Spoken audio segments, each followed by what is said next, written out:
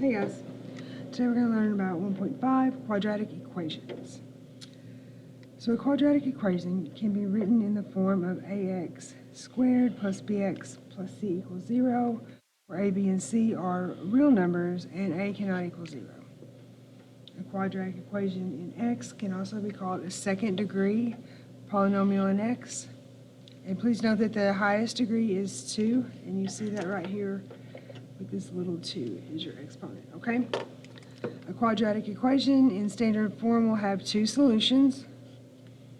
However, the solutions may not be distinct. So, like, your x could equal 3 twice, like x equals 3, x equals 3. There are 4 methods for solving a quadratic equation. So first, we're going to just talk about factoring. This one can be used when your quadratic equation can be solved by writing it in standard form, which is ax squared plus bx plus c equals 0. And the steps for this are, well, obviously we're going to write it in standard form. Number 2, we're going to factor completely. And this always entails looking for your greatest common factor first, okay? So always do this first.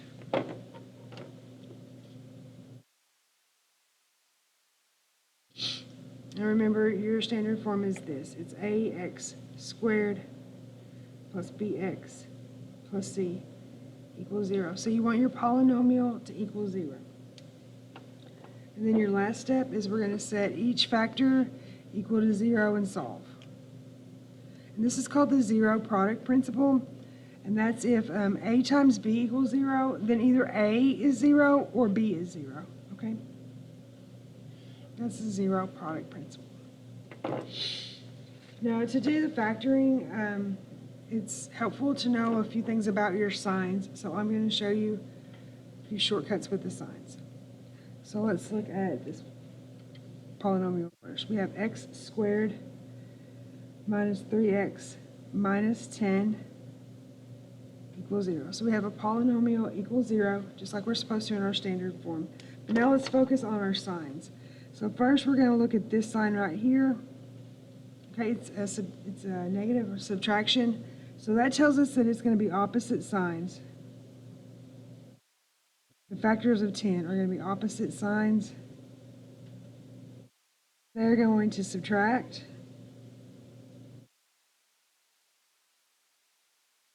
To give us negative 3. Okay? Next, we're going to look at this sign. It tells us that the bigger number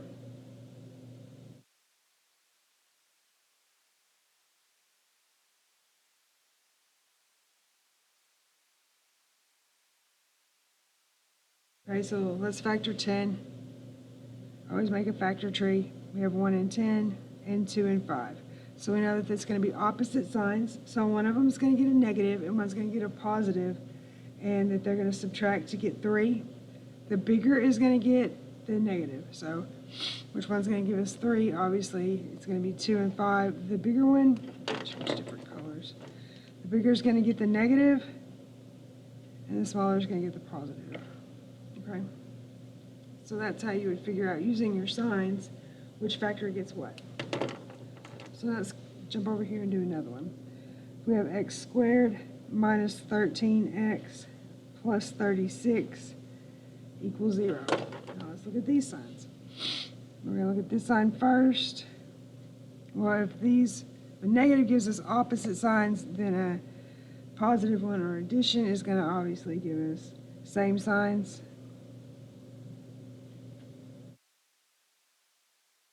They're going to add to give negative 13, okay? For now, we're going to look at this sign. And what this one tells us, since they add and they're the same signs, this tells us that they both factors get negatives. So now let's look at 36. 1 and 36, 2 and 18,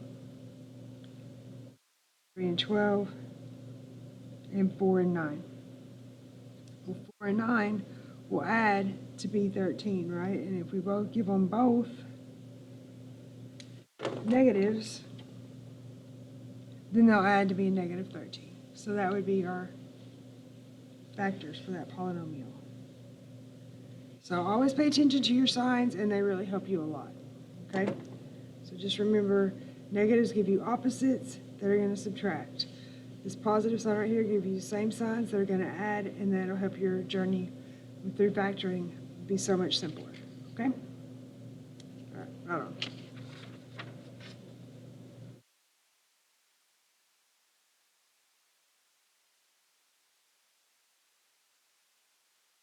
Do a few of these. Let me write the steps up here. Turn to page. The first one is it in standard form?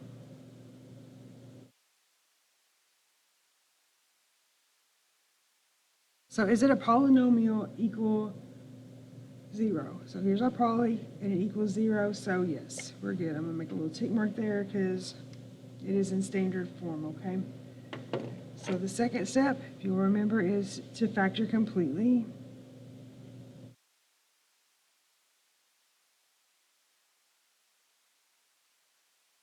So to factor completely, we want to make sure that none of them have a greatest common factor, which they don't, so we're good. Let's look at our signs now. This one, so it's going to be same signs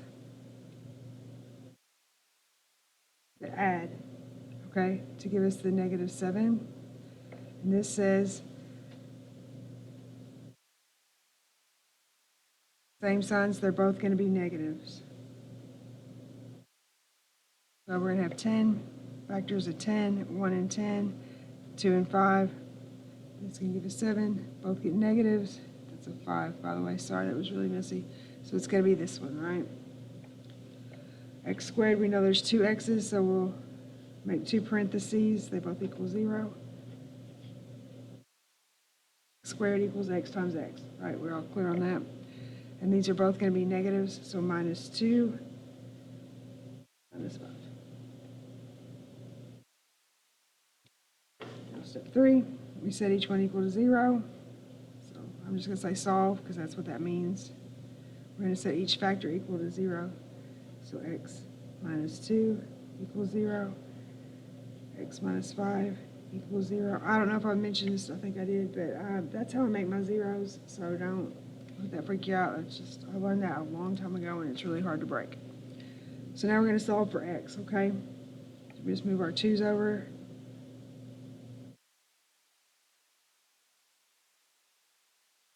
And then we move our 5 over.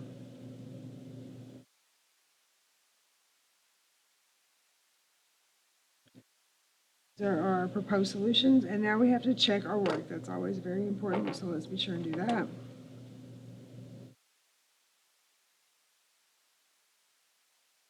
So let's plug our 2 in first. Anytime we plug a number in for our x, we always put it in parentheses. So 2 squared minus 7 times 2 plus 10. That would be 4 minus 14 plus 10. So 4 minus 14 is going to be negative 10 plus 10, so that would be 0 equals 0. That's correct. Do the same with the 5. I'm going to jump over here and do that. So 5 squared minus 7 times 5 plus 10 equals 0. 5 squared is 25 minus 35 plus 10 equals 0. Well, 25 minus 35 is a negative 10.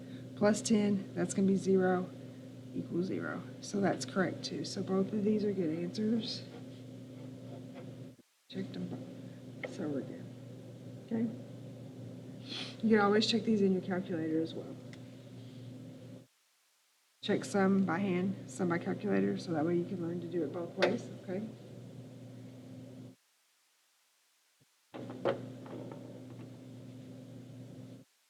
Since I've already written the steps here, I'm not going to rewrite them again. You can just look above and see what the steps are. So the first thing is it in standard form. Well, we have a polynomial equals 0, so we're good. The second thing that we want to do is we want to factor completely. So first step of that is to see if there's a greatest common factor. And what would be the greatest common factor between these two? 2x, correct? Because 2 goes into 4 and x goes into x squared. 2x. And then we can open a parenthesis. If we take 2x from 4x squared, that's going to leave us a 2x here. Take 2x from 2x, well, that's just 1.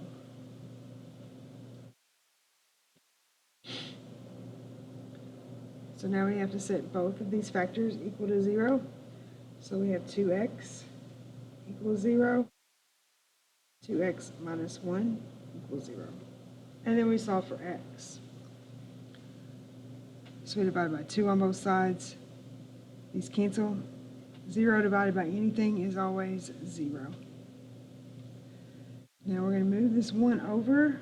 So you always move the man who stands alone. So we're going to add 1 to both sides. Our x is still not by himself, so this is multiplication, and we undo multiplication by division.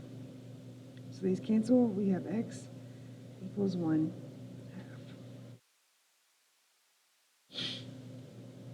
Okay. Now last, we always see that we want to check our answers, so let's do that.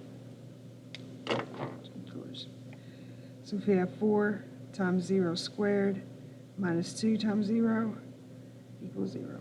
Anything times 0 is always 0. So this is 0 minus 0, which gives us 0 equals 0. And that's good. So I'm going to go ahead and box him because he's good. Mark. Now we have 1/2. 4 times 1/2 squared minus 2 times 1/2 equals 0. Well, when you have a fraction squared, the square goes to the top and the bottom, okay? So that's going to be 4 times 1 over 4 minus 2 times 1/2. Cancel, and these will cancel. So that's 1 minus 1 equals 0. Well, 1 minus 1 is 0 equals 0, and that's true. So this one's good as well. Okay. This one, we're going to look at it and say, is he in standard form? Well, he's not, right? Just right off the bat, he's not, because we don't have a polynomial equal 0. So we want to get 0 on this side. And to do that, let's subtract 4. Both sides, okay? That'll give us 2x squared plus 7x minus 4 .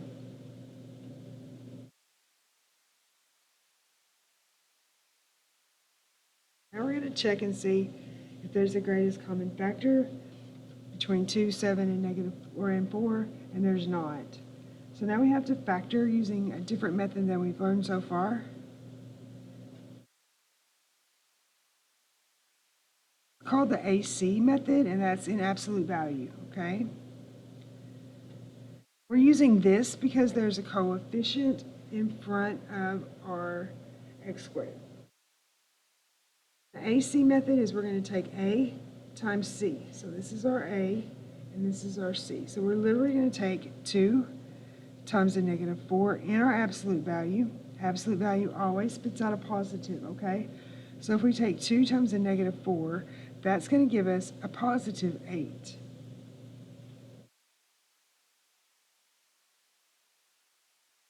Find the factors of this positive 8 that is going to give us a 7. 1 and 8, and 2 and 4. We look at the signs again, just like we did before, and this is going to be opposite signs. That's going to give us a positive 7, okay? Remember, this tells us that the bigger one is going to get the plus.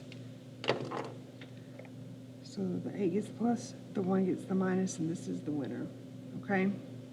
Well, now with the AC method, it's a little different because we bring down the first term and the last term completely untouched. So we bring down 2x squared and the -4, exactly like they are. We always bring down the 0, so he just comes along. Now these two we're going to combine to make this 7x, right? But this has an x with it and these don't. So when we write these over here to combine into this, we're going to add an x to both of them. So we're going to say, it doesn't matter which order you write them in, however you want. I usually try to put them, if possible, with these that, like if this would have been a 10 and one of these were a 5, I would try to put it to where it factors the easiest, but it really doesn't matter this time. So I'm going to put minus 1x plus 8x, okay? You just write an x with both of these, because when combined, these are going to make a 7x. Now the next step in AC method is we group. We factor by grouping, okay? So this is what we're doing now. Factor by grouping. To do this, we pick the first two terms and we group them. And we take the last two terms and we group them. First group, and we see what's the greatest common factor between 2x squared and negative 1x. Well, that's going to be x, right? So let's just pull out an x. So we take an x out of this, we're going to have 2x left. If we take an x out of this, it's going to be negative 1. This, and see what's the greatest common factor between those two. Well, it's going to be a 4. So let's pull out, there's this plus here, so plus 4. That's going to be 2x minus 1. All this equals 0. All right, the cool thing about factor by grouping is as long as these factors inside the parentheses are the same, they automatically become one of your factors. So now 2x minus 1 is one of our factors of this polynomial, okay? And then we take whatever's on the outside, which is x plus 4 in this case, and that becomes our other factor. Now, word of caution, if these aren't the same, that means either your polynomial isn't factorable or you did the math wrong. Okay, so in this class, let me just tell you right now, your polynomial is always going to be factorable, so that means that you didn't do your math wrong. Sometimes you have to pull a negative out, and it's real tricky, and you just forgot to change your sign or something like that, okay? So now, these two factors equal 0. You can check yourself real quick by just saying x times x. 2x is 2x squared. Then x times the negative 1 is a negative 1x. This gives you 8x. And then negative 1 times 4 gives you negative 4x. And that gives you exactly what you started with, so we're good. Our next step then is to solve, which means we're going to set x plus 4 equal to 0. Just set your factors equal to 0 like we have been before. And then solve for your x. So we would subtract 4 from both sides. Here you move the man that stands alone.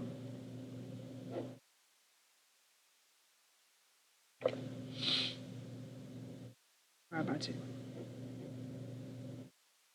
So x equals 1/2. Let's see what I'm doing. How about that? Is that right? Okay, so now we can check this on the calculator. Let's do that.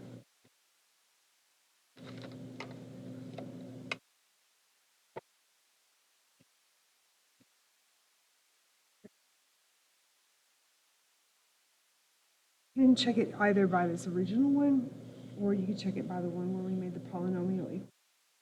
One's great. I'm going to check it by the original, okay? Let's check the negative 4. So we're going to say 2.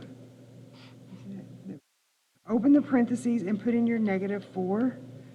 I use the caret and square it. This caret means always, it makes it be a power. And then we're going to say plus 7 times the negative 4. Now this should give us a 4, okay, because that's what we're shooting for, and it did. So that means my answer is good. So I'm going to box my answer and put a little tick mark. So that little tick mark just tells me that you checked it, okay? Especially when you're using a calculator, because I cannot read your mind. Okay, and that's for the people who are in class, not so much for you guys online, because I'll never see your work. Okay, well, except for your answer. All right, so now let's try 1/2. So we're going to say 2 parentheses. 1 divided by 2 raised to the Ooh, clear. So bad. Let's do that again. So 2. 1 divided by 2. That's what I meant to do. To the second power plus 7 and 1 divided by 2. Good grief. Do as I say, not as I do. Okay. Arrow out of that and then do plus 7 times 1/2. There we go. Teacher finally gets online. And then now when we hit equal, that should be 4. And now that one's good. All right. I'm going to do that one more time because that was really confusing. I am so sorry. So we're going to say 2. Open your parenthesis and do 1/2. Close your parenthesis. Arrow up to get your power. Then arrow out of that, okay? And then say plus 7. Open your parenthesis and do your 1/2 again. Then hit enter. My apologies, man. All right, there you go. And then that was 4, so once again it's right, okay? All right, awesome. Okay, so that was the last one on just the factoring section. Once again, I'm going to stop here, and then I'm going to jump back into the next section. That way you guys have shorter videos, and it's not long and boring. If you have a question about like any certain section, you could just highlight that one and not have to go through the whole thing. Okay? All right, see you back in a sec.